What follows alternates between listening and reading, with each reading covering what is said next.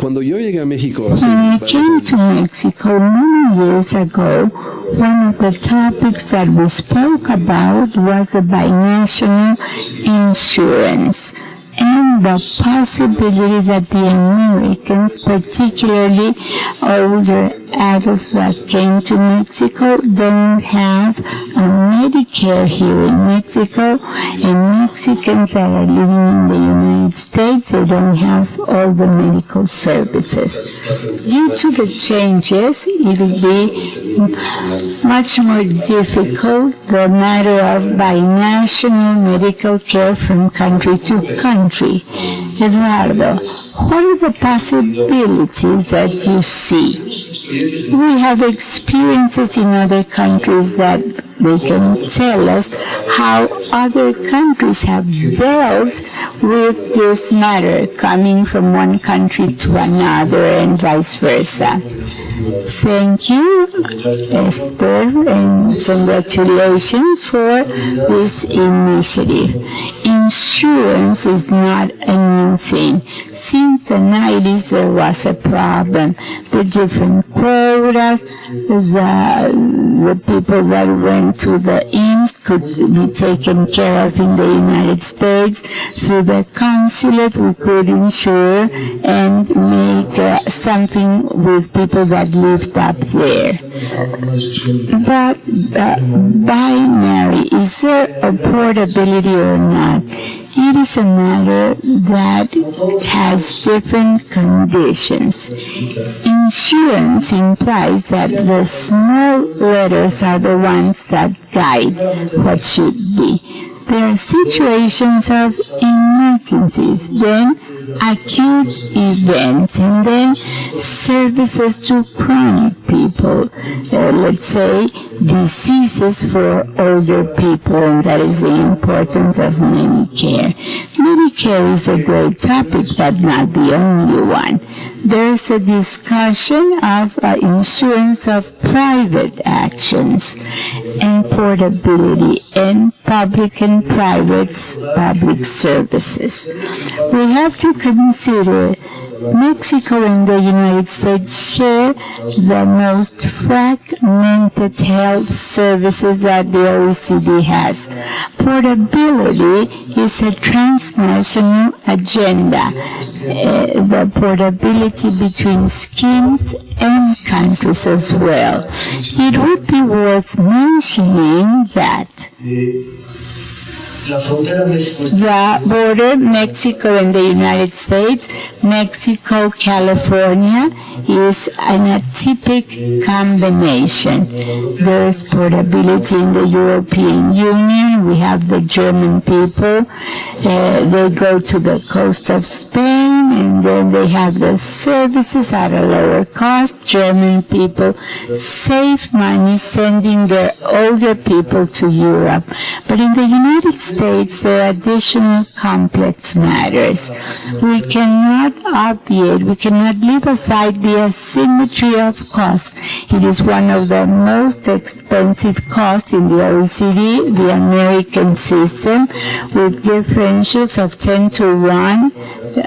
Intensive care costs one thing and higher than the intensive care here in Mexico. Great differences. The trans-border United States to Mexico instead of Mexico to United States. The different primes paid and having a continuous action to the United States. Small detail with affected coverage unless you're talking about a population that has a greater income. And here we talk about people that have integrated coverage in Mexico, and it is not easy. First, because of the costs. Second, Insurance work well. They work well when they are networks, not isolated matters. Integrated health, the chronic should be within the network, and this is not enough. So the networks have the obstacles of quality conditions, reimbursement, and many other things that we should bear in mind. And something that could be spoken about this is a matter of interests. They don't reimburse outside of the United States, for example. The Medicare does not pay outside of the United States. Exceptional cases of emergencies, and this is a situation. The American Medical Association is very powerful. The Hospital Association is very powerful, but the free trade agreement actions in reference to this, well, is not so strong. If this would develop the free trade agreement, the gains would be great. This has been seen as a topic of health. But we have to bear in mind that medical insurance coverage goes well beyond health.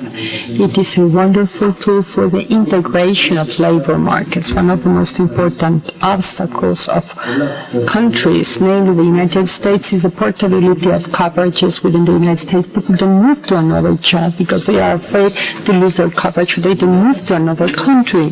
So if you could release the coverage, you also would release the coverage or the portability of jobs, and that will bring benefits beyond the coverage and also the service provision issue. What I wanted to say is that when you talk about migration, it might be a homogeneous population, or the great difference that there is of trajectories and the problem of documents in the United States, so a cross-cutting access on portability has to do precisely with the status of documentation in the United States of migrants. Let us not forget that half of the Mexican population in the United States is undocumented in the United States. And there are other factors. I know more about education than health, that one of the main drivers of the second generation is the document status of the mother. So this is not only affected the undocumented, but also the family. And one of the things that we are now building is that we have to be more aware of the mixed or the blended status of families. Some are resident, some are undocumented, and some are nothing. So there is a complex construction of binational families. The mother spends some time there, then she comes here, and they move depending on the schooling dates. So there is geographical division as well as a family division, and this is an important challenge when we talk about portability for migrants and migrant families. You have talked about insurances, but trade and exchange is not only insurances, but also of services.